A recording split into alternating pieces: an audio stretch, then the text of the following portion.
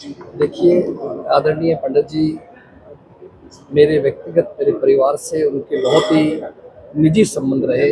मेरे पिताजी स्वर्गीय राव बंसी सिंह जी से उनके एक भाई के नाते संबंध थे। मैं भी 1996 से जब से विधायक बना और जब से पॉलिटिकल मैंने हरियाणा में दौरे शुरू किए, हमेशा जब भी सिरसा आता था, आदरणीय पंडित जी कांग्रेस पार्टी को मजबूत करते थे, हमेशा जनसेवा में रहते थे। एक अच्छे इंसान थे, इसमें कोई शक नहीं है कि आज उनके बारे में हर व्यक्ति की राय, हर बिरादरी का भाई होगा ये कहेगा कि पंडित होशियार लाल जी एक अच्छे इंसान और सच्चे मायने में कांग्रेसी थे और हमेशा पूरे जीवन पर्यंत उन्होंने समाज सेवा की, कांग्रेस को मजबूत बनाने के अंदर भरपूर सहयोग दिया इस क्षेत्र के अंदर। मैं आज उनकी 5वीं पुण्यतिथि पर अपनी तरफ से हरियाणा प्रदेश कांग्रेस की तरफ से उनको नमन करता हूँ। परमपिता परमात्मा से प्रार्थना करते हैं ऐसी महान आत्मा को अपने चरणों में स्थान दे, परिवार को महान दुख बर्दाश्त करने सकते। साथियों, साथ साथ में आज हम हमारे भारत रत्न पूर्व प्रधानमंत्री श्री राजीव गांधी जी की जयंती के उनको आज हरियाणा प्रदेश कांग्रेस की तरफ से, सिरसा के सभी साथियों की तरफ से हम उनको याद करते हैं, नमन करते हैं। ऐसी महान शख्सियत कभी कोई पैदा हो जिन्होंने हमेशा देश के लिए सोचा। आज अगर हमारा नौजवान 21 साल से 18 साल का वोटर बना तो राजीव जी की सोच थी। पंचायती राज का जो सपना था महात्मा गांधी जी के समय से जो उनकी सोच थी, अगर उसको आगे बढ़ाया तो श्री राजीव गांधी जी ने बढ़ाया। उन्होंने जो है आज अगर हमारे प्रदेश में उच्च पदों के ऊपर, चाहे वो जिला प्रमुख है, चेयरमैन है, नगर चेयरमैन है, पंचायत समिति चेयरमैन है, गांव के सरपंच है, जो भी आज अगर सुविधाएं मिली उनको तो पंचायती राज के माध्यम से मिली।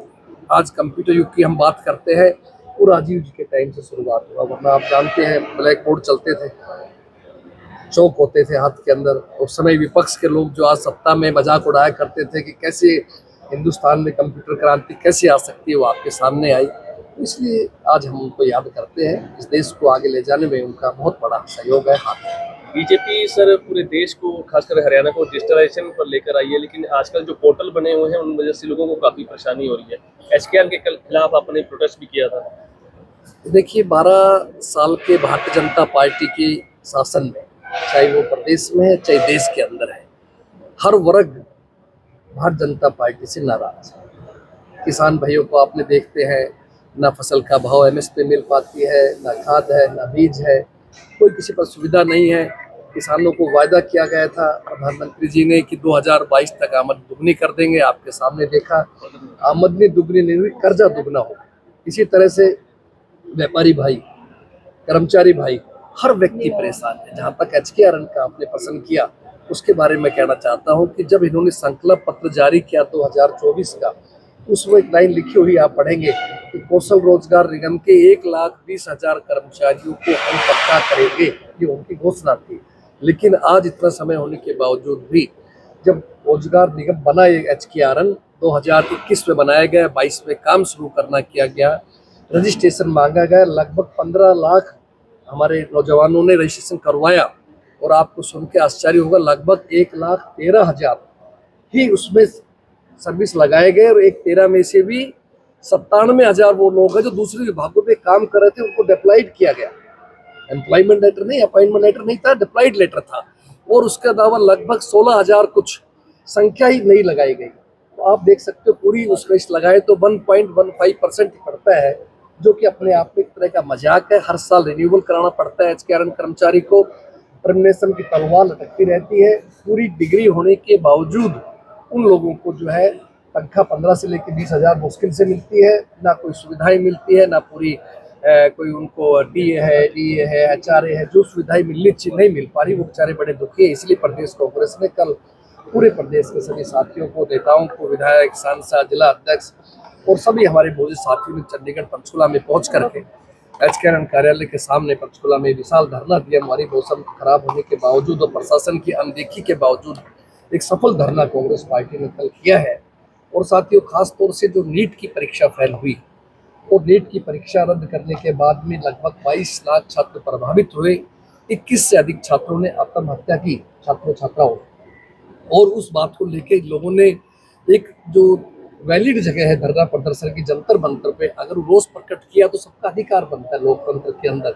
फिर उन साथियों के साथ दुर्व्यवहार किया गया, यहाँ तक कि हमारी बहन बेटियां जो थी बच्चियां, उनके साथ भी दुर्व्यवहार हुआ। और उस बात से प्रेरित होकर हमारे नेता आदरणीय राहुल गांधी जी ने छात्रों की गूंज के नाम से कार्यक्रम किया, पूरा प्रदर्शन किया, प्रधानमंत्री आवास के सामने किया, देखा उनके साथ दुर्व्यवहार किया गया, नाक के पास से खून बह रहा था, फोटो आपने देखी होगी। किस तरह से एक संवैधानिक पद पर बैठे हुए देश के एक प्रमुख नेता को, जो न केवल कांग्रेस के बल्कि समस्त विपक्ष के नेता है, उनके साथ गलत व्यवहार किया गया।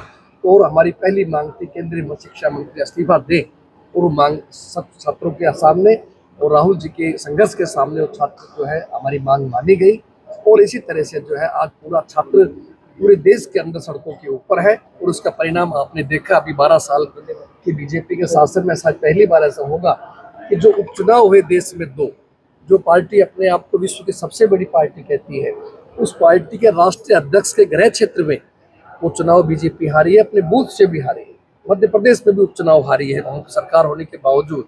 तो मैं कहता हूँ बीजेपी की उल्टी गिनती शुरू हो चुकी है और देश के लोग परिवर्तन चाहते हैं। इथेनॉल की वजह से वाहनों में दिक्कत आ रही है और अब गुड़ चीनी की भी महंगाई का। हाँ, निश्चित रूप से हमने इस बारे में भी बयान दिया है कि देखो आम जनता दाल रोटी खाने वाले हैं बेचारे, लेकिन हर चीज महंगाई बढ़ा दी। आप हिसाब लगाओ, कांग्रेस शासन के अंदर 2014 में जब हमारी सरकार गई उस समय क्या सिलेंडर का रेट था, 400-450 रुपये में, आज 1000 में भी नहीं मिल पा रहा। पेट्रोल डीजल देखिए 45-50 55 का होता था, आज 100 रुपये से डबल जा रहा है। इसी तरह से आपका रुपए की कीमत देखिए आप डॉलर के मुकाबले में क्या होती थी, प्रधानमंत्री जी क्या कहते थे, आज क्या हालत हो गई है। ये सब चीजें साबित करते कि भारतीय जनता पार्टी पूरी तरह से फैल हो चुकी है। सर, देश के लोग परिवर्तन चाहते हैं। आने वाले समय के अंदर मैं दावे के साथ कहता हूँ, जिस तरह से हरियाणा में घूम रहा हूँ, लोगों का पूरी तरह से मन है, कांग्रेस के प्रति जुड़ रहे हैं, संगठन मजबूत हो रहा है। 12 साल में संगठन बना है, अनुशासन में रहती हुई पार्टी को मजबूत करना ही हमारा एकमात्र लक्ष्य है। और आने वाले चुनाव के अंदर देश के अंदर राहुल जी के नेतृत्व में कांग्रेस सरकार बनना तय है, और हरियाणा में रिकॉर्ड बहुमत के साथ 70 से अधिक सीटों के साथ कांग्रेस सरकार बनाएगी। सर, वंदे मातरम को लेकर जिस तरह से आपके अध्यक्ष को क्रिटिसाइज किया गया, पूर्व राष्ट्रीय अध्यक्ष को क्रिटिसाइज किया गया, किस तरह देखते हैं? देखिए, देश के लोग सब जानते हैं, अगर इस देश के लिए शहादत दिए तो कांग्रेस के लोगों ने दी है, कांग्रेस के नेताओं ने दी है। हमारी आदरणीय इंदिरा गांधी जी आपके सामने, राजीव गांधी जी का आपने देखा। तो इस तरह से जो भी अगर कोई देश का काम आया, ये सब लोग आप जानते हैं, भारतीय जनता पार्टी तो इस तरह की बातें करती है, लोगों को विचलित करने की, गुमराह करने की। लेकिन कांग्रेस के लोग जानते हैं देश की आज़ादी की लड़ाई में जो भाग था वो कांग्रेस का था, वो आज की सत्ता वालों का भी नहीं था। एक शीर्षा की कांग्रेस में जो नेताओं में बयानबाजी चल रही थी काफी एक दूसरे के कांग्रेस जिलाध्यक्ष कांग्रेस आपके प्रदेश अध्यक्ष के नाते आप जो बीजेपी से लड़ाई लड़ते आ रहे हैं पूरे हरियाणा की, लेकिन सिरसा में कांग्रेस वर्सेस हो रही है। कांग्रेस संतोष बेनीवाल वर्सेस गोकुल सेतिया, निर्मल सिंह मलड़ी वर्सेस शीशपाल केरवाला। कोई ऐसी लड़ाई नहीं है, परिवार है, परिवार के अंदर हो सकता है किसी बात को लेकर कोई विचारों की भिन्नता हो सकती है, लेकिन बहुत शीघ्र ही आपको नजर आएगा, सबको सामान्य नजर आएगा। सभी का एक लक्ष्य है पार्टी को मजबूत करना, कांग्रेस को मजबूत करना, और लोगों को भाजपा से पीछा छोड़ना। एज ए स्टेट प्रेसिडेंट क्या नसीहत देंगे? नहीं, मैं कहूँगा हमारा सबका उद्देश्य एक होना चाहिए, पार्टी के संगठन को मजबूत बनाए, अनुशासन में रह करके अपने पार्टी के साथ उन लोगों को जोड़े जो किसी कारण से कांग्रेस से दूर हो गए थे। और मेरा बतौर प्रदेश अध्यक्ष सबको निमंत्रण है, जिनके मन में कांग्रेस है, जो कांग्रेस के साथ विचारधारा से मिलना चाहते हैं, अनुशासन रहना चाहते हैं, सबका स्वागत है। आप आए, पार्टी को मजबूत करें, देश को मजबूत करें, प्रदेश को मजबूत करें। एक बीजेपी की प्रदेश अध्यक्ष जो विशेष जाति और कुर्ते पजामे को लेकर बयानबाजी चल रही थी। देखिए, आप खुद समझ सकते हैं क्या परिपक्वता है, क्या बयान हम लोग को देना चाहिए। ये कोई बात नहीं है। कांग्रेस पार्टी का हमेशा छत्तीसगढ़ बिरादरी विश्वास रहा है, सबको साथ लेके चलने में रहा है, सभी जाति सभी धर्म को साथ लेके चलेंगे, साथ लेके रहेंगे। कांग्रेस का केवल ये सिद्धांत यही रहेगा। सर, वंदे मातरम कंट्रोवर्सी चल रही है और अभी सुनने में आ रहा है कि दो पहले जो राष्ट्रीय गीत थे, दो क्या बात हो गया, आप सर लेट आए, अभी जवाब दिया इस बारे में। पंडित विशाल शर्मा की राजनीतिक विरासत कैसे देखते हैं आप इसकी परिवार के लिए? पंडित जी की, जिनके बुजुर्गों ने इलाके की सेवा की और परिवार उनके अच्छे कदम पे चल रहा हो, बहुत ही मैं समझता हूँ अच्छा है, सराहनीय है। मैं तो भाई राजकुमार जी को और समस्त परिवार को ये कहूँगा कि आप बताए हुए बुजुर्गों के रास्ते पर चले, उनके नाम को और रोशन करें। जितने समाज सेवा करते थे उससे भी आगे बढ़ चढ़ कर चले, उनके नाम रोशन करें। कांग्रेस में हमारे सम्मानीय नेता है और पूरी तरह से हम इनका सम्मान करते हैं। धन्यवाद। Thank you.